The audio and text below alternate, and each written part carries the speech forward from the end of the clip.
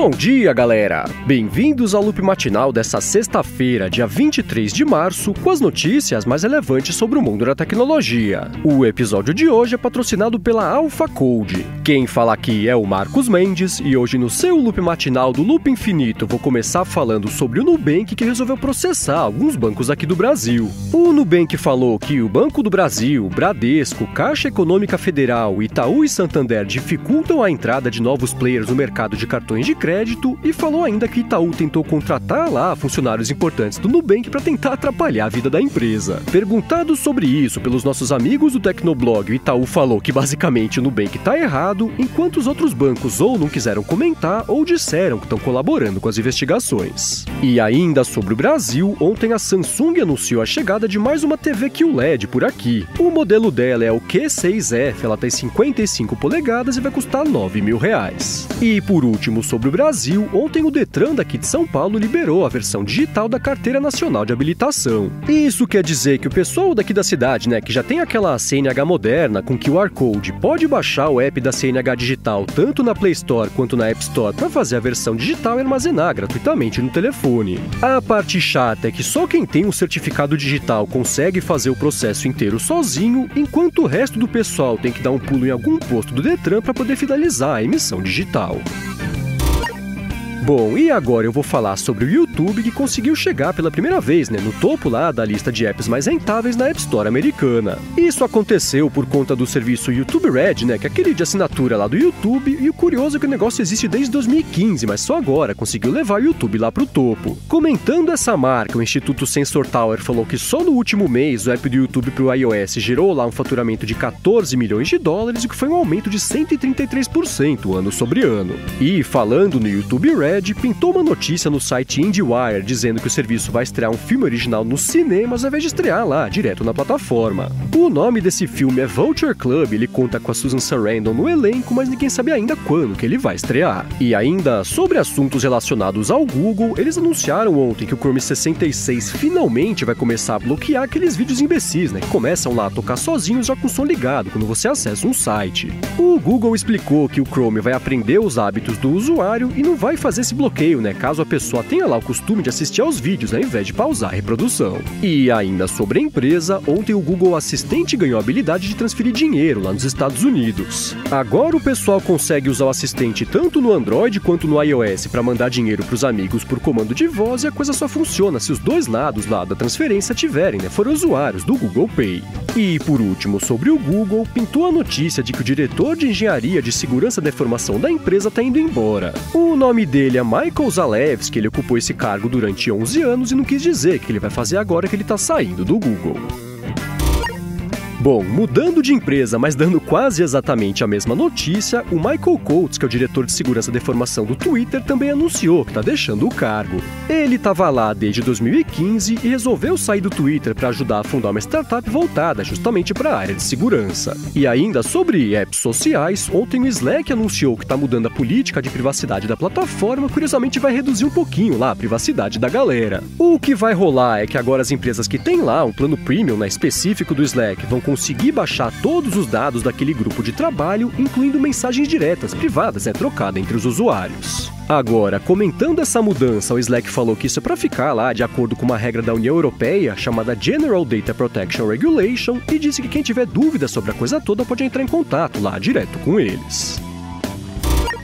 E agora o assunto é Instagram, que anunciou mais uma mudança no feed de fotos da galera, mas antes eu vou falar sobre a AlphaCode, que está patrocinando aqui o episódio de hoje. A AlphaCode é uma desenvolvedora de aplicativos customizados e já tem mais de 40 apps publicados tanto na App Store quanto na Play Store. Esses apps são de empresas, apps de startups, apps de empreendedores, que querem fazer lá um MVP, apps de fintechs, tem app feito só para uso interno, para controle de processo interno lá em companhia. Ou seja, se você precisa fazer um aplicativo para o seu trabalho, então quer fazer um app para tirar um projeto do papel, a AlphaCode pode te ajudar com isso. Aliás, para te ajudar ainda mais, a AlphaCode vai dar 10% de desconto para você que é ouvinte do Loop Matinal e tá afim ou precisa fazer um aplicativo. Então acessa o site deles, que é alphacode.com.br, alphacode.com.br, entre em contato com eles e fala que ouviu o patrocínio aqui no Loop Matinal. Aí eles vão te dar os 10% de desconto para fazer o aplicativo e de quebra você ajuda aqui o podcast. podcast.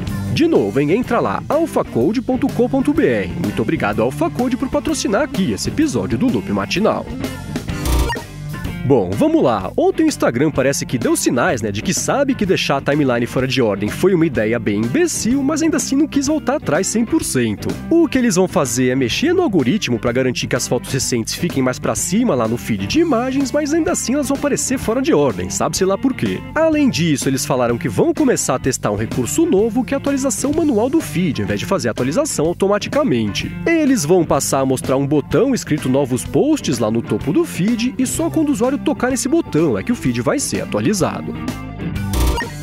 E agora eu vou falar sobre a Uber e sobre aquele acidente com um carro autônomo, que acabou matando uma pedestre na cidade de Tempe, nos Estados Unidos. A polícia da cidade divulgou o vídeo do acidente, que sinceramente eu achei uma falta de respeito com a vítima, mas o vídeo levanta umas questões importantes a respeito do que aconteceu. E, em primeiro lugar, ele mostra que nenhum dos sensores do carro percebeu que a pedestre estava atravessando lá a via fora da faixa, e isso é especialmente estranho, porque apesar da pedestre aparecer do nada na frente da câmera, o carro tem outros sensores, vários deles que não dependem de luz para conseguir operar. Agora, em segundo lugar, e esse eu acho que é o aspecto mais sério do acidente, a pessoa que estava lá dentro do carro, passa uns 80% do tempo olhando para baixo, possivelmente para o celular. Ela aparece olhando para baixo por uns segundos, aí olha rapidinho lá na pista, desvia o olhar de novo, passa uns bons 5 ou 6 segundos olhando para baixo e só olha para frente faltando menos de um segundo para poder acontecer o acidente, e aí já era tarde demais. Então, se lá no começo, a polícia de Tempe falou que a Uber provavelmente não era culpada porque a pedestre atravessou a via fora da faixa, acho que essa situação mudou um pouquinho com a divulgação desse vídeo.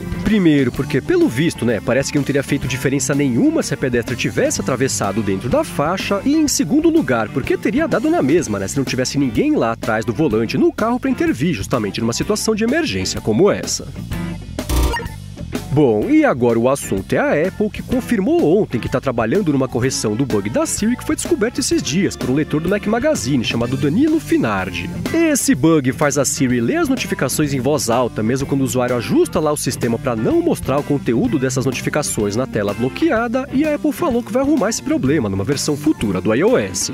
E ainda sobre a Apple, pintou um making-off ontem de um vídeo bem legal que o diretor Spike Jonze fez para promover o HomePod. Aliás, esse vídeo que pintou dia desses é um dos comerciais mais bacanas que a Apple fez nos últimos anos, e vale bastante a pena dar uma espiada primeiro no vídeo e depois no making-off, caso você curta, produção e cinema. Os links, claro, estão aqui na descrição.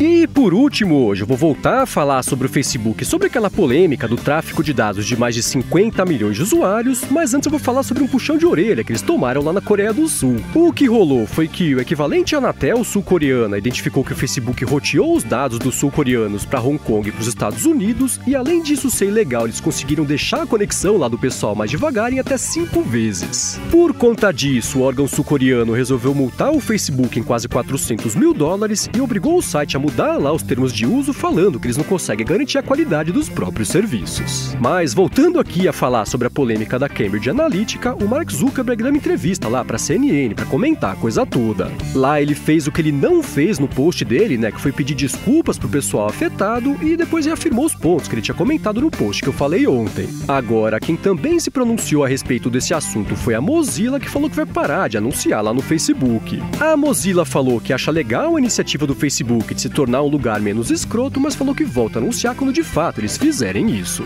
E enquanto isso, aqui no Brasil, e fechando o episódio de hoje, o Ministério Público do Distrito Federal falou que vai investigar esse escândalo aí da Cambridge Analytica. A ideia é entender se a Cambridge Analytica ou o Facebook, já fizeram alguma bobagem desse tipo aqui no Brasil também. Caso isso tenha acontecido, o Ministério pode obrigar as empresas a informarem as contas afetadas e fazerem o possível para limpar a caca que elas fizeram.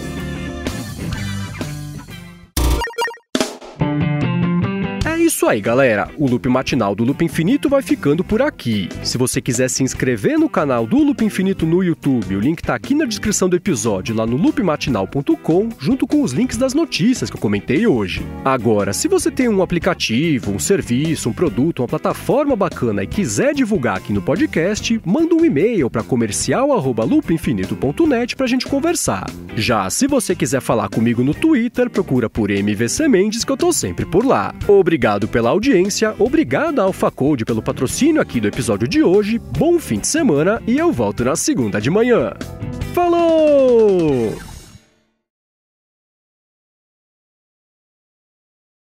um botão escrito escrito, viria Cebolinha. Deixa eu ligar o ar porque deu um calor danado aqui.